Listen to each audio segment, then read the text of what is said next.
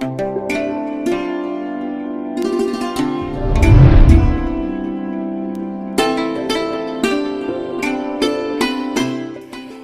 दर्शकों, मैं ज्योति शर्मा एक बार पुनः स्वागत करती हूँ आप सभी का हमारे बेहद विशेष कार्यक्रम सुखी दाम्पत्य में। दर्शकों, हमारे कार्यक्रम के माध्यम से हम लगातार प्रयास करते हैं कि यदि आपके दाम्पत्य जीवन में किसी तरह की कोई भी समस्या, कोई भी परेशानी चल रही है, तो आप उसका समाधान करें, अपने दाम्पत्य जीवन में चल रही परेशानियों को दूर कर एक अच्छा और खुशहाल जीवन जिए। और आपकी जीवन की तमाम समस्याओं, तमाम परेशानियों को दूर करने के लिए इस वक्त मेरे साथ स्टूडियो में मौजूद हैं देवज्ञ सच्चिदानंद वशिष्ठ जी। तो चलिए मिलकर गुरुजी का स्वागत करते हैं। गुरुजी, बहुत स्वागत करूंगी कार्यक्रम में आपका। नमस्कार।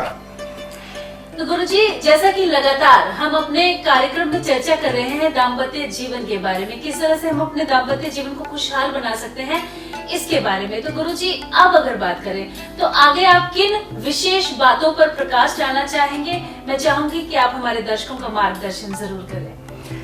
देखिए, जब संबंध करने के लिए चलते हैं तो उस समय पर हम एक आध चीज के ऊपर ही, एक आध विषय के ऊपर ही विशेष ध्यान देते हैं कि लड़का सेटल है, लड़का अच्छी नौकरी पर है, अच्छी जायदाद है और अच्छी शिक्षा है, अच्छी पर्सनैलिटी है, अच्छा स्वास्थ्य है। इन बातों पर हमने ध्यान दिया, लेकिन और बातों को गौण कर जाते हैं। जैसे कि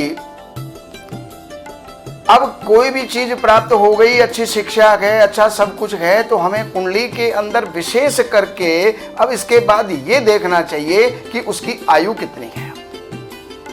और आयु कोई ऐसे तो कुंडली में लिखी नहीं होती, ये 10 वर्ष जिएगा, 50 वर्ष जिएगा, 100 वर्ष जिएगा, 1000 वर्ष जिएगा, वो तो लिखी नहीं होती। लेकिन ग्रहों के योगा योग से कुंडली के अंदर जानकारी मिलती है। अब एक बात बताऊं कि आयुहीनम नराणानाम लक्षणम किम प्रयोजनम। जो मनुष्य आयुहीन है तो पढ़ा लिखा है तो क्या फायदा, ऊंचे घर का है तो क्या फायदा, ऊंची नौकरी कर रहा है तो क्या फायदा।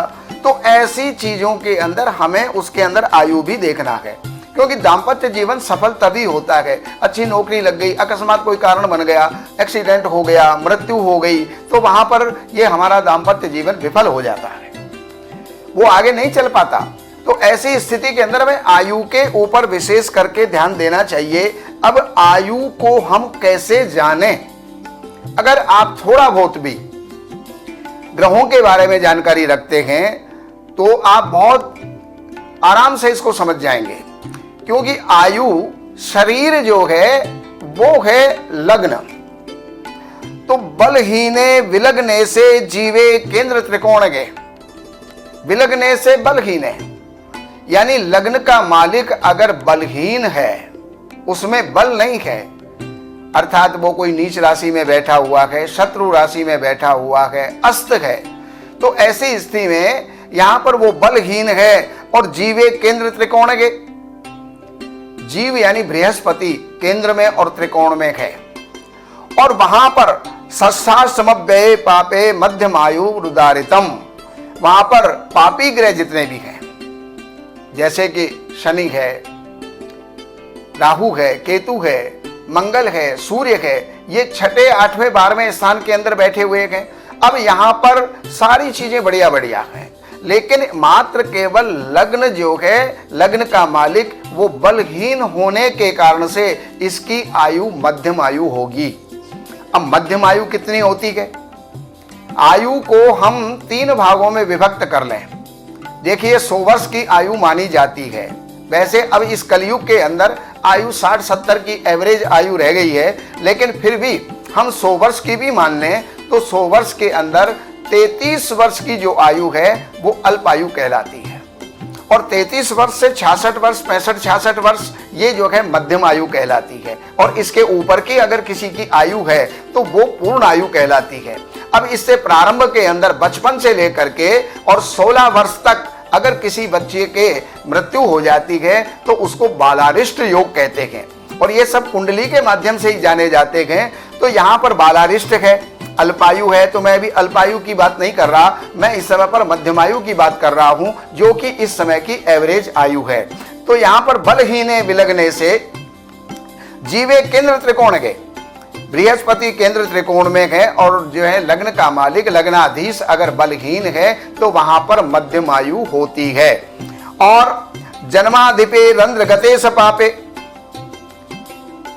यानी जन्म का राशिपति रंध्र गते 8वें स पापे, यानी पापी ग्रहों के साथ में अगर बैठा हुआ है और पापान्विते लग्न पतौ रिपुस्थे, पापी ग्रहों के साथ लग्नाधीश वो अगर छठे स्थान के अंदर बैठा हुआ है और बलान्विते व शुभ दृष्टिहीने पंचाब्दी वर्षम, वहां पर जो है पंचाब्दी 45 वर्ष की आयु होती है। कब? जब बलान्विते व शुभ दृष्टिहीने, जब शुभ दृष्टि उनको ना हो, वो बलवान भी है, छठे स्थान में बैठा हुआ है और बलहीन नहीं है, लेकिन शुभ दृष्टि अगर उनको प्राप्त नहीं हो रही तो भी उसके लिए शास्त्र ये कहता है कि पंचाब्दी वर्षे निधनम प्रयाति, 45 वर्ष के अंदर उसका निधन हो जाता है, मृत्यु हो जाती है। तो अब इसमें और भी बहुत बातें बताई हैं। इतनी बातें हैं कि केवल एक मध्यमायु के लिए ही अगर हम बात करते रहें तो सैकड़ों वर्षों तक बात होती रहेगी। अब इसमें से भी द्विस्वरीरोदये जाते चंद्रे व्यये अष्टमे वापी, द्विस्वभाव लग्न हो और चंद्रमा व्यय और 8वें स्थान के अंदर, 12वें और 8वें स्थान के अंदर हो, तो जातस्तत्र मनुष्यो जीवेद वर्षाणि 250, ऐसा मनुष्य जो होता है 250 अर्थात 52 वर्ष की आयु को लेकर के संसार के अंदर वो आया है। अब ये सामान्य जो बातें नहीं हैं, ये बहुत गहरी बातें हैं जिनके ऊपर हम ध्यान नहीं देते और फिर पछताए क्या होता है जब चिड़िया चुग गई खेत। बाद में पछताने से क्या लाभ होगा।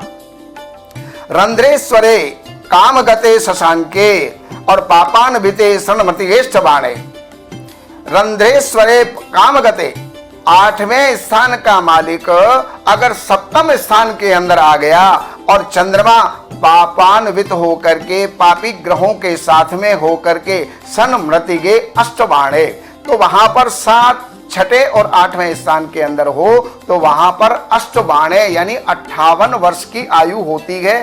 तो इस प्रकार ये जो है मध्यमायु के योग मैंने बताए हैं। तो इस प्रकार से हमें किसी श्रेष्ठ ज्योतिषी के पास जाकर के और उसका निर्णय करना चाहिए, उसकी विवेचना करवानी चाहिए, आयु कितनी है, भाग्य कैसा है और वो जो है शिक्षित है या नहीं है। उन सारी बातों की, शिक्षा के बारे में तो खैर डिग्री से भी पता चल जाता है, लेकिन डिग्री को भी अगर लें तो वो भी नकली बनवाई जा सकती है। तो इन सारी बातों को कुंडली से हम एक एक चीज को देख सकते हैं और जान सकते हैं। तो बिल्कुल गुरुजी, लगातार आप कार्यक्रम के माध्यम से हम अपने दाम्पत्य जीवन को किस तरह से खुशहाल बना सकते हैं इसके बारे में लगातार आप हमारे दर्शकों को जानकारी दे रहे हैं। और जैसा कि आपने कार्यक्रम की शुरुआत में ही बोला कि हमारे पास धन दौलत सब कुछ है, लेकिन अगर हम वो उम्र ही नहीं लिखवा कर आए हैं जिसमें हम इस जीवन यापन को अच्छे से जी सके तो उसका भी कोई फायदा नहीं। लगातार इन सारी विशेष बातों को, ज्ञान जो आप हमारे दर्शकों को दे रहे हैं, उनका मार्गदर्शन जो कर रहे हैं, इसके लिए आपका बहुत बहुत धन्यवाद। नमस्कार। तो बिल्कुल दर्शकों, यदि आपके मन में भी कोई भी सवाल चल रहा है आपके दाम्पत्य जीवन को लेकर, विवाह करने वाले हैं या आपके आसपास किसी का भी विवाह होने वाला है, आपके भाई का, बहन का, आपके किसी रिश्तेदार का, और आप चाहते हैं कि उनका दाम्पत्य जीवन बेहद ही खूबसूरत हो, तो उसके लिए सबसे पहले आपको उनकी जो कुंडली है उसमें जो गुण है उनके बारे में जानकारी प्राप्त करनी होगी। और कार्यक्रम के माध्यम से हम आपको लगातार यही बताने का प्रयास कर रहे हैं कि एक खुशहाल दाम्पत्य जीवन के लिए किन किन विशेष बातों का ध्यान रखना चाहिए।